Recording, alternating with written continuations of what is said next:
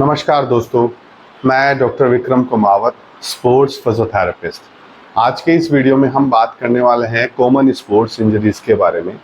वैसे तो इंजरी किसी को भी हो सकती है, चाहे आप भाग रहे हों या गाड़ी से गिर गए हों, परंतु जो स्पोर्ट्स इंजरी होने के चांसेस, सबसे ज़्यादा chances sports person, athletes, runners, football खेलने वाले जो पर्सन्स होते हैं या जो भी स्पोर्ट्स एक्टिविटीज़ में अपने आप को इन्वॉल्व रखते हैं, उनको ये स्पोर्ट्स इंजरी होने के चांसेस बहुत ज़्यादा होते हैं।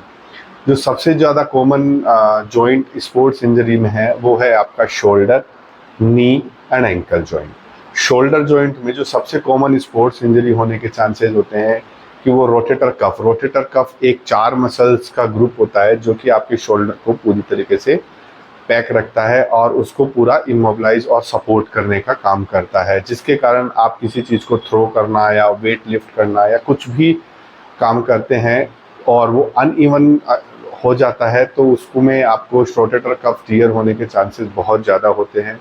बात करते हैं कि नी जॉइंट की। जो नी जॉइंट में जो कॉमन स्पोर्ट्स इंजरीज होती हैं उसमें आपके लिगामेंट्स हो सकते हैं। वो लिगामेंट्स चाहे ACL हो चाहे PCL हो।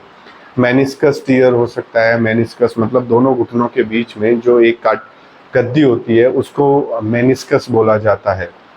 और बात करते हैं एंकल जॉइंट में। एंकल जॉइंट में जब सबसे ज़्यादा जो कॉमन प्रॉब्लम होने के चांसेस होते हैं वो है एंटीरोटेलोफिबुलर लिगामेंट, ATFL लिगामेंट इंजरी होने के चांसेस बहुत ज़्यादा होते हैं। ये जो स्पोर्ट्स इंजरी होती है, ये जो शोल्डर में या नी में या एंकल में, इसके होने के चांसेस उन पर्सन्स में ज़्यादा होते हैं जिनका पोस्चर बहुत इनकरेक्ट होता है, चाहे वो वेट लिफ्टिंग के टाइम पे हो या कुछ भी स्पोर्ट्स एक्टिविटी करते टाइम पर ऐसा हो रहा है। अगर आप अपना पोस्चर करेक्ट रखेंगे तो आप अपनी इन प्रॉब्लम्स को अपने आप से बचा सकते हैं।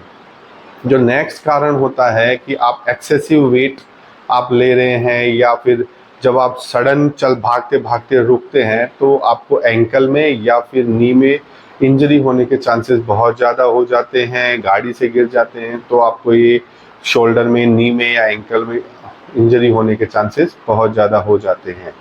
तो अब बात करते हैं कि आप इन इंजरीज से अपने आप को कैसे बचा सकते हैं। इन इंजरीज से सबसे आसान तरीका है कि आप कुछ न कुछ रेगुलर वे में स्ट्रेंथनिंग एक्सरसाइजेस करते रहें, पर्टिकुलरली उस पर्टिकुलर जॉइंट की, चाहे वो शोल्डर हो, नी हो या एंकल हो।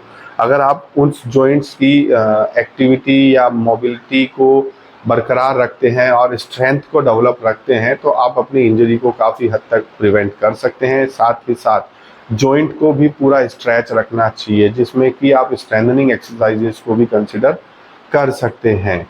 और जब आप भाग रहे हैं या फिर कुछ भी एक्टिविटी आप कर रहे हैं तो आपको स्पोर्ट्स इंजरी होने के चांसेस कम होंगे अगर आपकी मसल पहले से ही और जॉइंट पहले से ही उस चीज़ को प्रिवेंट करके रखता है। तो अब बात करते हैं कि स्पोर्ट्स इंजरी होने के चांसेस सबसे ज़्यादा किन में होते हैं।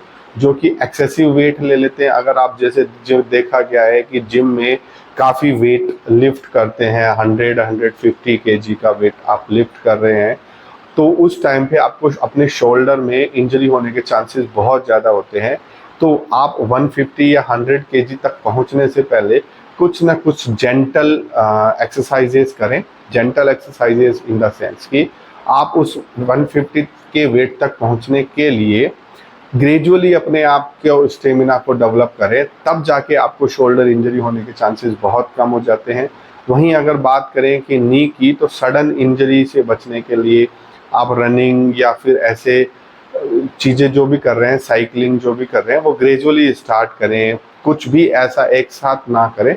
अगर आप ऐसा करते हैं तो आप अपनी प्रॉब्लम्स को बचा सकते हैं और अपने जॉइंट्स, एंकल और नी को इंजरी से बचा सकते हैं। अब बात करते हैं कि इनकी एक्सरसाइजेस से आप इस प्रॉब्लम को ठीक कर सकते हैं। रेस्ट से आप इस प्रॉब्लम को ठीक कर सकते हैं। आइसिंग, इमोबिलाइज रख के आप इसको ठीक कर सकते हैं। अगर आपको इंजरी हो रही है, अगर ग्रेड 1, ग्रेड 2 या फिर ग्रेड 3 तक इनको ठीक कर सकते हैं। बट अगर आपको ग्रेड 3 या ग्रेड 4 के ऊपर की इंजरी हो गई है तो आपको सर्जरी की रिक्वायरमेंट होगी। तो मैं डॉक्टर विक्रम कुमावत आपसे यही कहना चाह रहा हूँ कि आप अपनी इंजरी को बचाने के लिए या सर्जरी से बचने के लिए अपने जॉइंट को पहले से ही प्रिपेयर रखें, ताकि आपको किसी भी टाइप की स्पोर्ट्स इंजरी ना हो और आप अपने आप को इंजरी फ्री रख सकें। Thank you.